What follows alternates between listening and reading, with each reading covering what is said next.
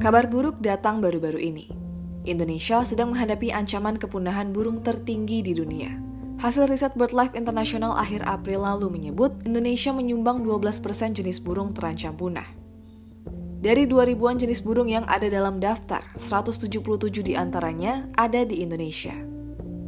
Perburuan masif jadi penyebab cepat punahnya hewan langka ini.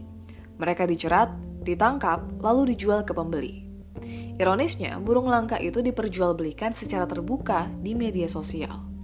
Lewat pelacakan berbasis digital, kami menemukan sindikat penjual burung itu beroperasi dengan berbagai modus di Indonesia. Sindikat ini bekerja memenuhi pasar yang lebih luas, yaitu Cina. Akhir April lalu, Polrestabes Bandung merilis kasus dugaan jual beli 40 burung langka di Bale Endah, Kabupaten Bandung. Kita mundur jauh. Sebetulnya, kami terlibat penuh dalam investigasi dan penangkapan ini. Dan ini adalah sosok yang ditangkap polisi.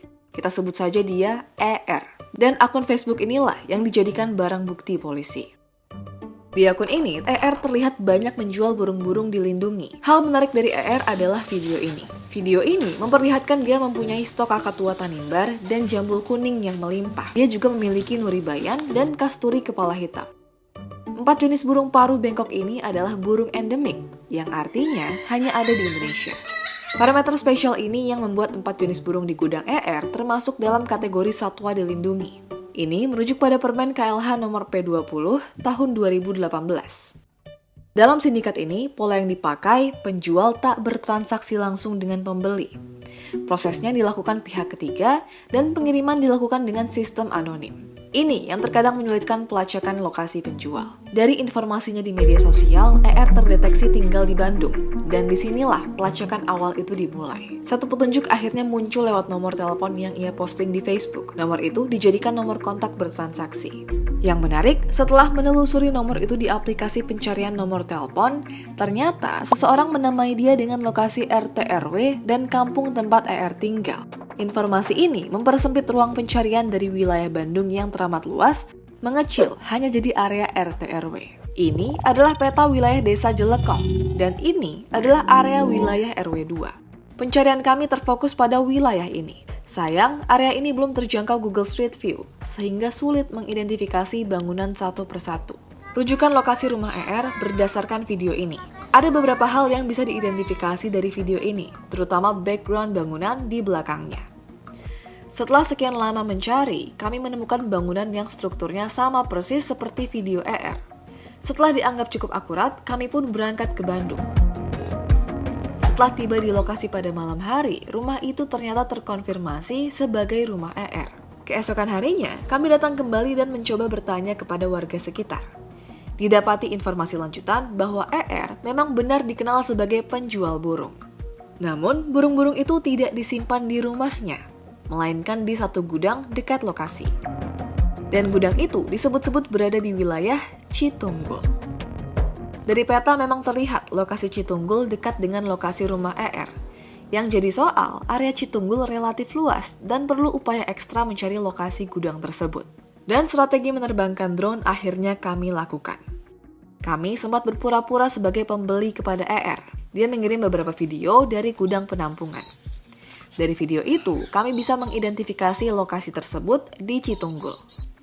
Beberapa petunjuk sederhana seperti dinding dan halaman ini bisa jadi kunci. Petunjuk itu disinkronkan dengan tangkapan drone yang terbang di atas Citunggul. Dan akhirnya, kami pun bisa menemukan gudang itu. Strategi elisitasi pun dilakukan dengan mengirim tim datang langsung ke lokasi. Dan untungnya, ER tak sadar dengan kegiatan ini. Setelah memastikan menemukan lokasi gudang penyimpanan burung, kami melaporkan temuan ini pada Polres Bandung untuk penindakan hukum. Dengan responsif, Kapolres Bandung Kombes Pol Kusworo Wibowo langsung meminta anak buahnya mendatangi TKP yang kami temukan. Sore itu juga, narasi beserta tim Reskrim Polres Bandung ditemani Kasat Reskrim AKP Olista Agang Wicaksana mendatangi gudang dan menangkap ER. Beberapa hari kemudian, Polres Bandung menggelar rilis penangkapan ini kepada media. Satu hal tidak diungkap dan dikatakan ke publik, ER sebetulnya pemain kecil. Pemain kakap yang lebih besar luput dikejar polisi. Ini saya cuma dititipin aja, Pak. Oh ya, nanti yang nitipin siapa? Kasih tahu kita ya. Ya. Ya, oke. Satu hal jadi alasan kuat kami mengikuti ER sampai ke Bandung, ya karena relasinya dengan pemain besar yang mengekspor burung ke Cina. Proses transaksi ini bahkan dilakukan warga negara Cina yang datang langsung ke Indonesia. Dan sosok itu adalah JS.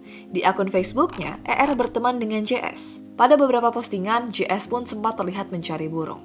Dalam kasus ini, posisi ER adalah pengepul. Burung-burung ini ditangkap secara ilegal di alam liar di Indonesia Timur. Setelah dikumpulkan di Bandung, pada akhirnya akan diekspor secara ilegal oleh JS ke Cina. Saya di sini, saya sih cuma kalau di TV ya tempat. Ini masih bukan ini juga sih, ini saya disuruh sewa sama dia. Saya disuruh sewa sama dia buat nampung burung katanya. Ya, kata saya, nanti lah gitu mas, ya saya aja yang urus-urusnya gitu kan sama dia, kata dia. Namanya Song Lijiang kalau itu. Orang Cinanya. Orang Cinanya. Oke. Namanya. Itu orang Cina tuh rencana mau dibawa kemana kah? Nah ke Cina dia. Mau dibawa ke Cina langsung, Vietnam. Dia itu importir, katanya importir sih katanya. Oh, memang importir. Oke. Gitu. Terkait ini, Kapolres Bandung mengaku sedang melakukan pendalaman, seperti yang dia utarakan saat jumpa pers kepada wartawan. Ada keterlibatan orang lain nggak? Karena katanya ini juga dipasarkan sampai ke Cina. Jadi itu baru sementara keterangan dari tersangka saja dan belum sampai